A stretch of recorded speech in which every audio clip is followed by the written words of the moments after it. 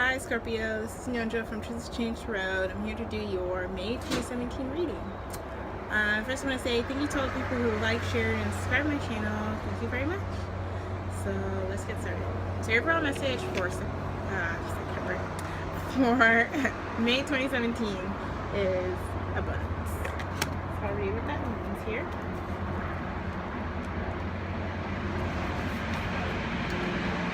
Think about your relationship with money. Are you the wise? Oh, it's in the book. Are you the wise girl, the foolhardy man? Money is naturally attracted towards appreciation and gratitude. Be wary of using your financial situation as an excuse to avoid doing something.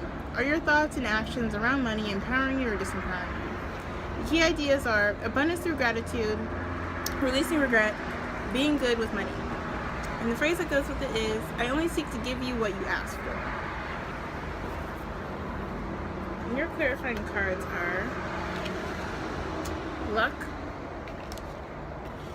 and reflect. So what I'm getting is you are trying to manifest a more stable situation, whether that's in finances, relationships, friendships, work. All around is this desire to have more stability in your life. To have and live in and live without a sense of lack and a sense of abundance, and having a sense of abundance, obviously. With your clarifying cards, luck and reflect here, it's saying to me that it's like you're not even really sure what you want. And so you're not sure what you want, or if you are sure, you're not really sure how to get there. Or what you're depending on right now is sort of hoping things will just come in. Hoping things will just happen on its own. Depending on luck. And I think what this month is going to do is sort of push you to reflect on what abundance is for you. Because if you're just focusing on luck, you're kind of putting things to the wind. If you're not being specific about your intentions, you could just get, you're lucky because you got a quarter on the ground. Or you're lucky because your crush waved at you. These things that are not exactly, that are lucky, that are a form of abundance, but it's not exactly fulfilling. So, where am I going? There it is. Got a little mint in here. So, let's get to the love part of your reading. So we have the Page of Cups and the Knight of Pentacles.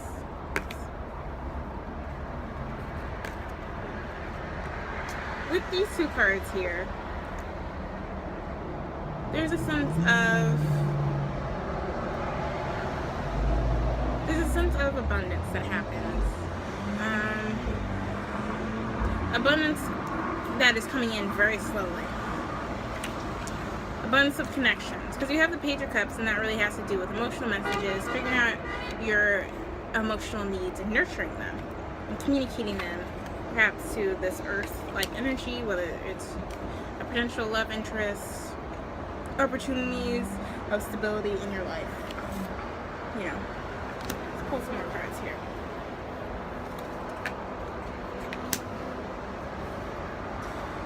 So, with the Page of Cups and the Ace of Pentacles in reverse here.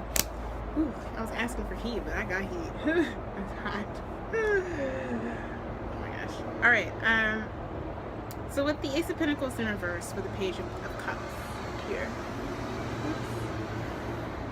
it's talking about having a seed that is kind of like shallowly in the ground. Like you're trying to initiate something, but it's like the ground isn't fertile enough for it. Yeah, and with the Queen of Wands here in reverse, it's like you kind of jumped the gun. That's what I'm getting. You kind of jumped the gun. You haven't taken the time to reflect, on the messages that either you're receiving or you're putting out there and communicating to people. Yeah, and with the Page of Pentacles, I think what you're missing is sort of a sense of groundedness. Because this is your energy, Scorpio. But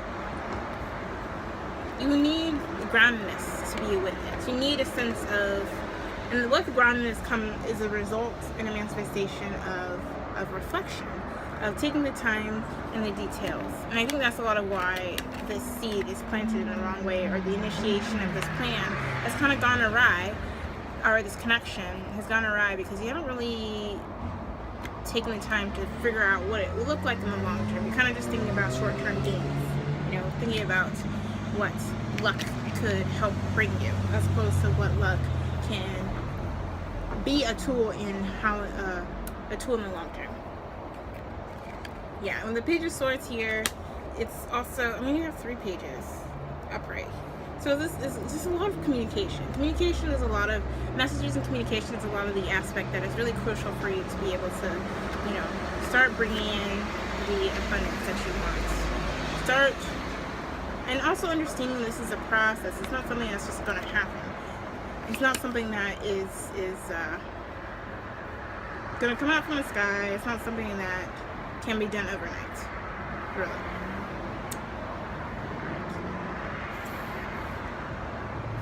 One more card here.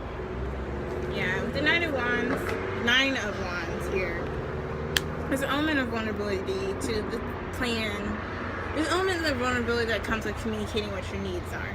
And it's really asking you to take that risk of being vulnerable.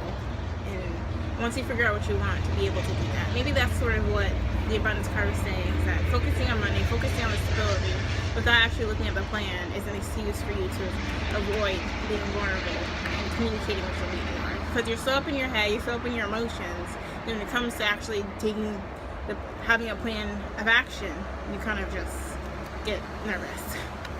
Which is weird because you're Scorpio, but I mean, it happens to everybody. Alright, so for the couples here, you have the Five of Wands in reverse and the Two of Pentacles here. Look at this. You can still see me. Yep. And the Two of Pentacles. So with these two cards, just don't want my phone to get on. So with these two cards, there's a lack of balance, because there's multiple ideas happening at play about how you should deal with your relationship issues. You have the High Priestess and the Temperance card. Interesting. So with these two cards, it's talking about being in tune with what makes you feel at one with your partner or partners. And right now, there's a lack of, I mean, with the Two of Pentacles, it's like there's a lot of things that you're juggling.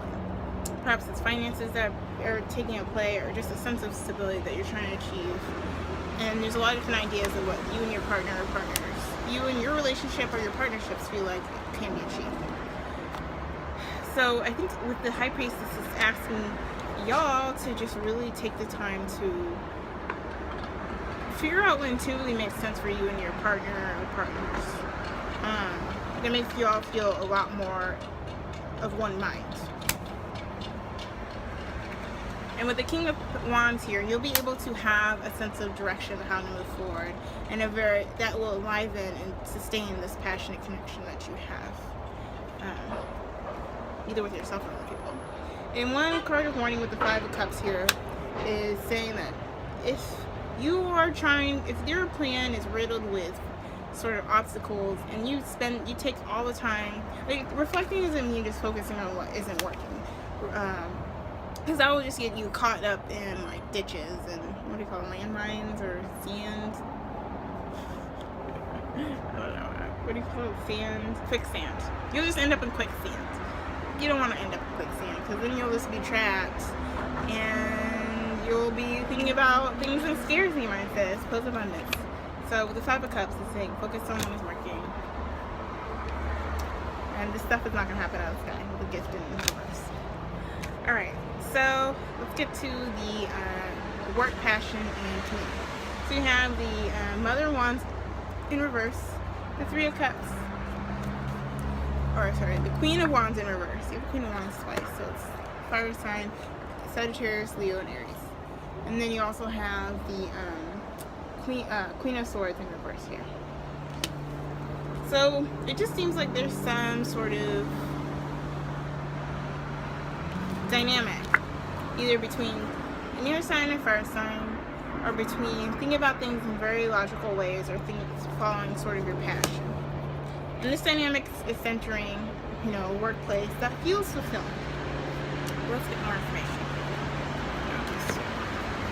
Interesting. How that's so interesting.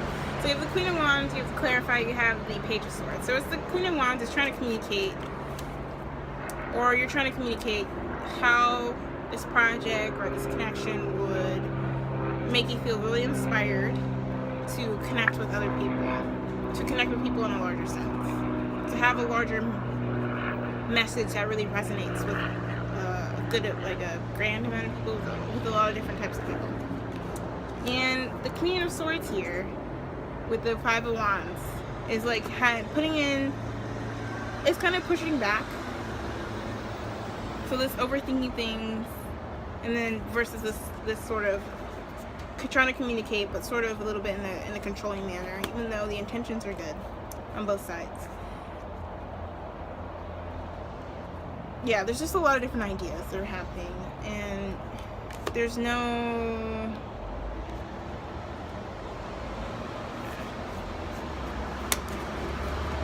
You have the Fool card. A lot of different ideas, and there's no sort of settled feeling around what a new beginning could look like for this project.